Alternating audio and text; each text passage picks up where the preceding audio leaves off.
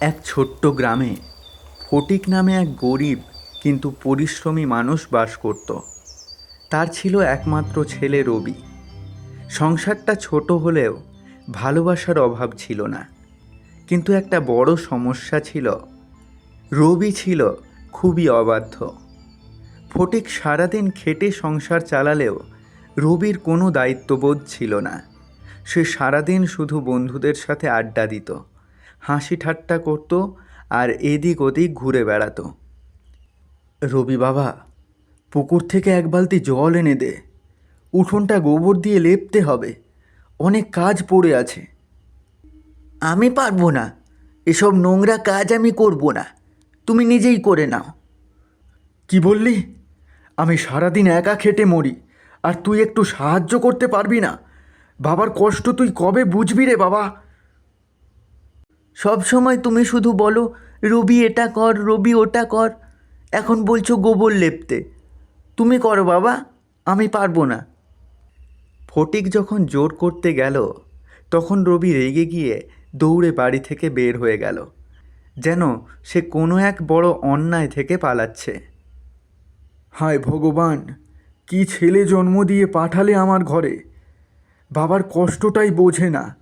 আমার কপালে কি এমনটাই ছিল? এই ছেলেকে নিয়ে যে কি করব, কি জানি বড় হয়ে কি করে খাবে। ওর ভবিষ্যৎ যে দেখি খুবই কষ্টের। চোখে জল নিয়ে ফটিক আবার নিজের কাজে লেগে গেল।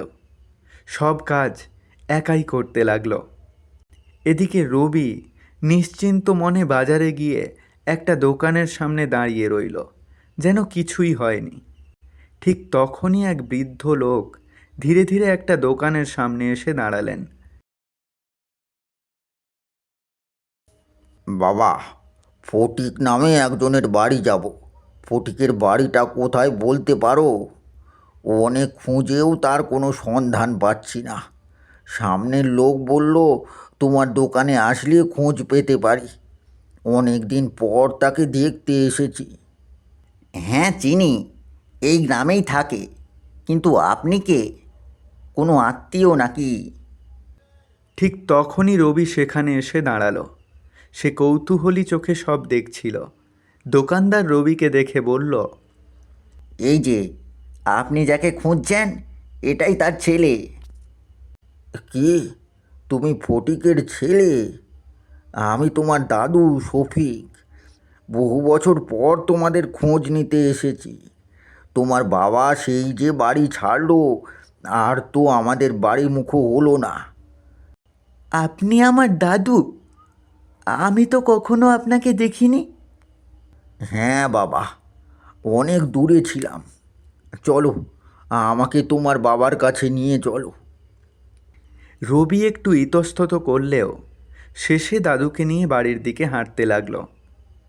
তারা বাড়িতে পৌঁছলে বাবাকে দেখে ফটিক যেন নিজের চোখকেই বিশ্বাস করতে পারছিল না। বাবা, তুমি এতদিন পর! আমি ভাবতেই পারিনি আবার তোমাকে দেখব। কেমন আছিস ফটিক? তোকে অনেক দিন ধরে দেখতে মন চাইছিল, তাই এই বুড়ো বয়সে এত দূরের পথ পাড়ি দিয়ে তোর কাছে আসলাম। তুই তো আমাদের ভুলেই গেছিস বাবা। কিছুক্ষণ আনন্দের পর ফটিক নিজের দুঃখের কথা খুলে বলল। বাবা, রবি আমার কোনো কথা শোনে না। আমি একা একা সব কাজ করি, খুব কষ্টে আছি বাবা, তাই তোমাদের খোঁজ খবর নিতে পারিনি। আমাকে ক্ষমা করো বাবা। তুইও তো ছোটোবেলায় ঠিক এমনই ছিলি, কিন্তু চিন্তা করিস না, আমি তো আছি। আমি আমার দাদু ভাইকে ঠিক সঠিক পথে নিয়ে আসব। তুই আর চিন্তা করিস না। দাদু নিজের ব্যাগ থেকে মিষ্টির একটা প্যাকেট বের করলেন। এই মিষ্টি তুই খা ফটিক, কিন্তু রবিকে দিবি না। দাদু, আমাকে মিষ্টি দেবে না? আমি কি খেতে পাবো না মিষ্টি? তুই যদি বাবার কথা শুনিস, তার কাজে সাহায্য করিস, তাহলে তোকে শুধু মিষ্টি না, সব কিছু দেব। আর তুই যা যা খেতে চাস সবই এনে দেব তোকে। দাদুর এই কথাটা রবির মনে গভীরভাবে গেঁথে গেল। সে চিন্তায় পড়ে গেল। ভাবল, যদি আমি বাবার কথা শুনি তাহলে সব পাবো, কিন্তু কি করা যায় এখন? আমার তো কাজ করতে ভালো লাগে না, তবু কিছু পেতে হলে তো আমাকে বাবার কথা শুনতেই হবে। পরের দিন সকালে সূর্য উঠতেই ফটিক আবার ছেলেকে ডাক দিল। রবি, বাবা পুকুর থেকে জল এনে দে, ফুলের গাছগুলোর গোড়ায় জল দিতে হবে যে। রবি কিছুক্ষণ চুপ করে রইল। তারপর দাদুর কথা মনে করে ধীরে ধীরে বালতি নিয়ে পুকুরের দিকে হাঁটতে লাগলো। এ কি, আজ আমার ছেলে নিজে থেকেই কাজ করছে? দাদু দূরে বসে মুচকি হেসে সব দেখছিলেন, যেন তিনি আগেই জানতেন এমনটা হবে, কারণ বাচ্চারা তাদের প্রিয় জিনিস পেতে কষ্ট করতে রাজি হয়। এরপর থেকে রবি ধীরে ধীরে বদলাতে শুরু করলো।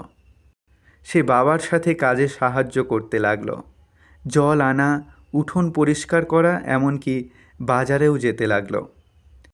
ভগবানের আশীর্বাদে আমার ছেলে বুঝতে শিখেছে। কয়েকদিন পর এক সন্ধ্যায় দাদু সবাইকে ডেকে বসলেন। আমি আসলে একটা গুরুত্বপূর্ণ কাজে এখানে এসেছি। কি কাজ দাদু, বলো না। আমার কিছু জমি জমা আছে, যা আমি এতদিন ধরে দেখাশোনা করেছি। রবির চোখ তখন লোভে নয়, বরং কৌতূহলে চকচক করছিল। সত্যি দাদু, সেগুলো কি আমাকে দেবে? হ্যাঁ, কিন্তু একটা শর্ত আছে। কি শর্ত দাদু? আমি মানব। তুই যদি বাবার কথা না শুনিস, দায়িত্ব না বুঝিস, তাহলে এত সম্পত্তি কিভাবে সামলাবি তুই? এই কথাটা রবির হৃদয়ে আঘাত করল। রবি তার ভুল বুঝতে পারল। সে ভাবতে লাগলো, তার বাবা এতদিন একা কত কষ্ট করেছে, আর সে কখনো সেটা বুঝতে চায়নি। তার বাবা তার সব দায়িত্ব পালন করেছেন। তখন সে বুঝতে পারল দায়িত্ব কী জিনিস। আমি আমি ভুল করেছি দাদু। আমি বাবাকে অনেক কষ্ট দিয়েছি। হ্যাঁ, এখন থেকে আমি বাবার সব কথা শুনবো, তার পাশে থাকবো। এখন থেকে আমি কোনো কিছু পাওয়ার আশায় কাজ করব না।